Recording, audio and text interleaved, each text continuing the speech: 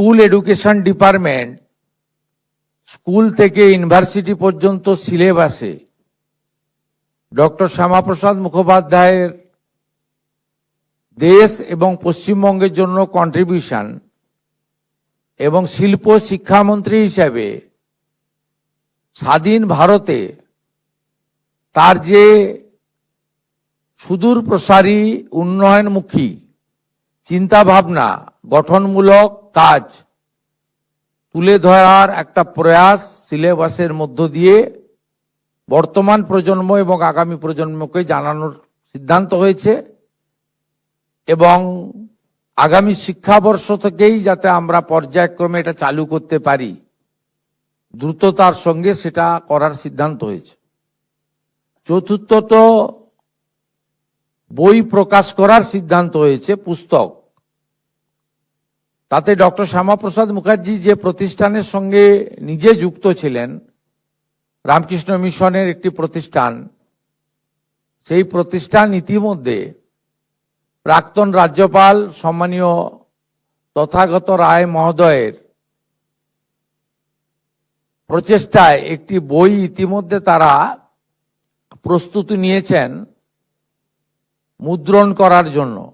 আমরা তাদের অনুরোধ করেছি ওই বইটি কমিটির পক্ষ থেকে আমরা মুদ্রিত করতে চাই, প্রকাশিত করতে চাই তাদের সাথে নিয়ে।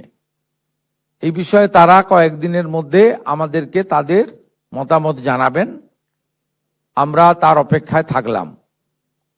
এর বাইরেও আমরা এই বর্ষে একটি পূর্ণাঙ্গ পুস্তিকা প্রকাশের জন্য কমিটি তৈরি করার সিদ্ধান্ত নিয়েছি।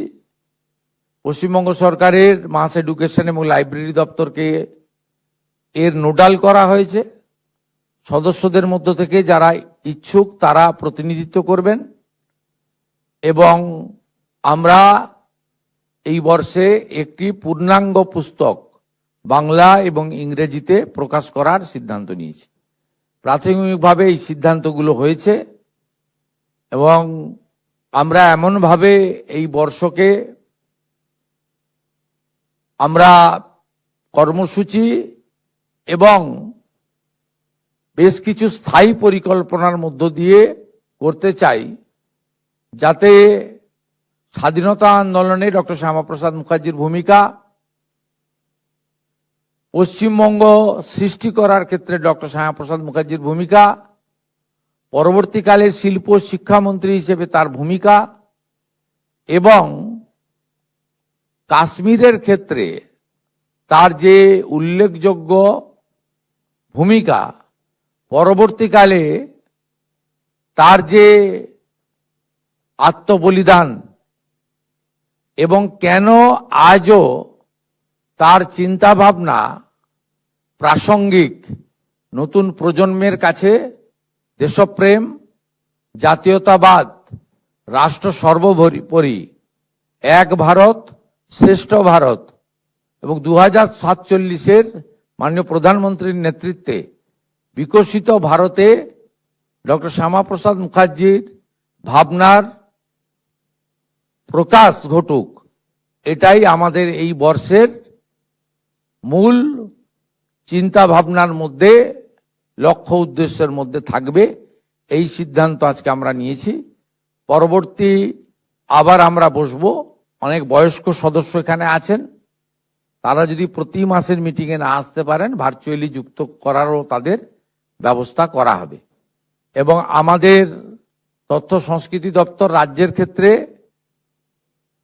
পাবলিক অর্থাৎ জনগণের কাছ থেকে মতামত প্রকাশের জন্য একটি পোর্টালও চালু করবে, যে তারা বিভিন্ন প্রতিষ্ঠান, বিভিন্ন ব্যক্তি, বিভিন্ন সংগঠন তারাও যদি কোনো প্রস্তাব দিতে পারে, সে প্রস্তাবও একটা নির্দিষ্ট টাইম দিয়ে 15 দিন বা 30 দিন টাইম দিয়ে প্রস্তাব সংগ্রহ করার জন্য উদ্যোগ গ্রহণ করা হবে। এই বিষয়গুলি আমরা জানালাম আপনাদের মাধ্যমে পশ্চিমবঙ্গবাসীকে। স্কুল এডুকেশন ডিপার্টমেন্ট স্কুল থেকে ইউনিভার্সিটি পর্যন্ত সিলেবাসে ডক্টর শ্যামাপ্রসাদ মুখোপাধ্যায়ের দেশ এবং পশ্চিমবঙ্গের জন্য কন্ট্রিবিউশন এবং শিল্প শিক্ষামন্ত্রী হিসেবে স্বাধীন ভারতে তার যে সুদূর প্রসারী উন্নয়নমুখী চিন্তা ভাবনা, গঠনমূলক কাজ তুলে ধরার একটা প্রয়াস সিলেবাসের মধ্য দিয়ে বর্তমান প্রজন্ম এবং আগামী প্রজন্মকে জানানোর সিদ্ধান্ত হয়েছে এবং আগামী শিক্ষাবর্ষ থেকেই যাতে আমরা পর্যায়ক্রমে এটা চালু করতে পারি, দ্রুততার সঙ্গে সেটা করার সিদ্ধান্ত হয়েছে। চতুর্থত, বই প্রকাশ করার সিদ্ধান্ত হয়েছে, পুস্তক। তাতে ডক্টর শ্যামাপ্রসাদ মুখার্জি যে প্রতিষ্ঠানের সঙ্গে নিজে যুক্ত ছিলেন, রামকৃষ্ণ মিশনের একটি প্রতিষ্ঠান, সেই প্রতিষ্ঠান ইতিমধ্যে প্রাক্তন রাজ্যপাল সম্মানীয় তথাগত রায় মহোদয়ের প্রচেষ্টায় একটি বই ইতিমধ্যে তারা প্রস্তুতি নিয়েছেন মুদ্রণ করার জন্য। আমরা তাদের অনুরোধ করেছি ওই বইটি কমিটির পক্ষ থেকে আমরা মুদ্রিত করতে চাই, প্রকাশিত করতে চাই তাদের সাথে নিয়ে।